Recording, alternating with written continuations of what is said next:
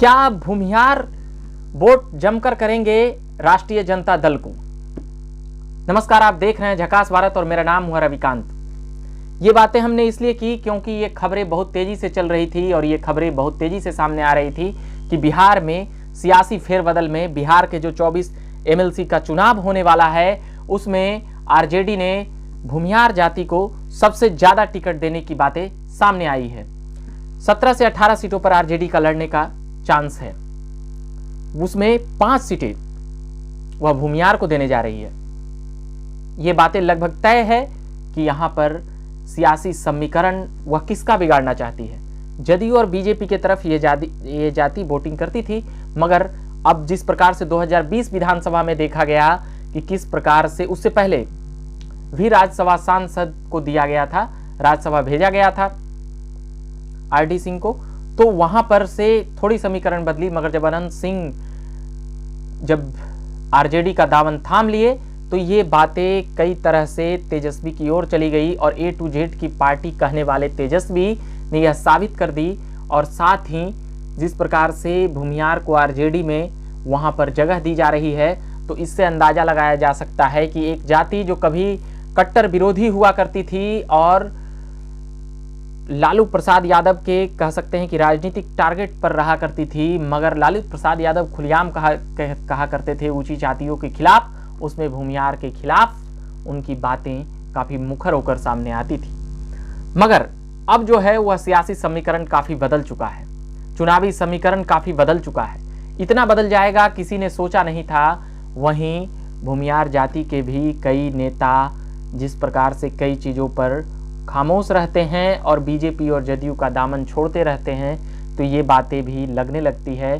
साथ ही जिस प्रकार से बाहुबली नेता अनंत सिंह के ऊपर जो कार्रवाई की गई, उसके बाद से ही कई भूमिहार नेता जब फील्ड में जाते हैं तो वो अलग अलग बातें करते हैं। साथ ही परमेश्वर मुखिया हत्याकांड भी एक बहुत बड़ी कारण है जो नीतीश सरकार को बार बार घेरते रहती है। इसको लेकर भी इस जाति में एक रोष है। साथ ही और भी अलग अलग प्रकार की बातें होती रहती है। वह वर्तमान सरकार के खिलाफ होती है कि यह सरकार हमारी जाति के खिलाफ है।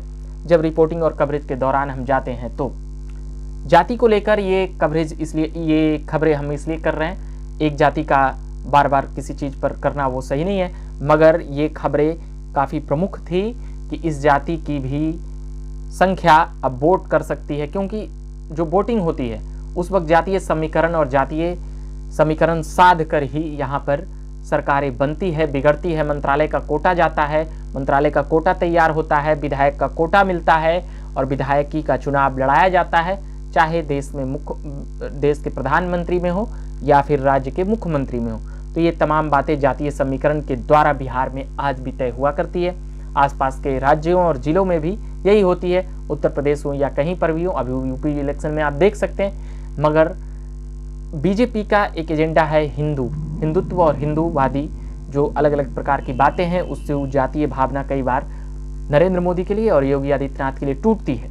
मगर बिहार में जब विधानसभा चुनाव होता है तो हम सभी यह जानते हैं कि लोकसभा में तो 39 सीटें उधर चली जाती है, मगर जातीय समीकरण और जातीय फैक्टर एक बातें हैं। स्वर्ण जाति में राजपूत समाज आरजेडी की तरफ वोट करती थी। ये उसके कई नेता वहां पर, जैसे प्रदेश अध्यक्ष जगदानंद सिंह हैं, और भी तमाम बातें हैं, मगर भूमिहार जाति छटके हुए थे। मगर इस विधानसभा चुनाव के बाद से एक जो समीकरण बनता हुआ नजर आरजेडी की तरफ से भूमिहारों का आ रहा है, वो बातें अब काफी तरह से ओपन खुला हुआ आ रहा है कि भाई अब इस जाति को अपने में मिलाकर किस प्रकार से राजनीति को और भी ए टू जेड की पार्टी बनाने की तेजस्वी को जो बातें हैं, तो क्या लालू प्रसाद यादव से तेजस्वी यादव 2 कदम आगे जाकर वो जिस जाति की आलोचना करके वोट बटोरा करते थे लालू प्रसाद यादव, अब तेजस्वी यादव उसी वोट को साधने में लग गए हैं। ये तमाम बातें हैं। बिहार के 24 सीटों पर एमएलसी चुनाव होने जा रहा है, उसमें बड़ी संख्या में भूमिहार जाति को टिकट देकर उतारने वाले हैं तेजस्वी यादव। अभी के लिए इतना ही कहेंगे। आप बने रहिएगा झकास भारत पर। मेरा नाम हुआ रविकांत। तमाम खबरों और तमाम बातों में हम लेकर आते रहेंगे बिहार पॉलिटिकल अपडेट्स और जो राजनीति से जुड़ी हुई बातें होंगी। फिलहाल ये एमएलसी चुनाव से जुड़ी हुई बातें थी, इसलिए हमने सोचा लाना, बताना और दिखाना जरूरी है कि आखिर एक पार्टी की एक पार्टी में जाति कैसे इधर से उधर होते हैं, वो बातें थी। आप भी कमेंट कर सकते हैं कि क्या भूमियार जाति अब आरजेडी को खुलेआम वोट देगी। ये बातें अभी पूरी चर्चाओं में है, इसलिए हमने ये खबर लाया था।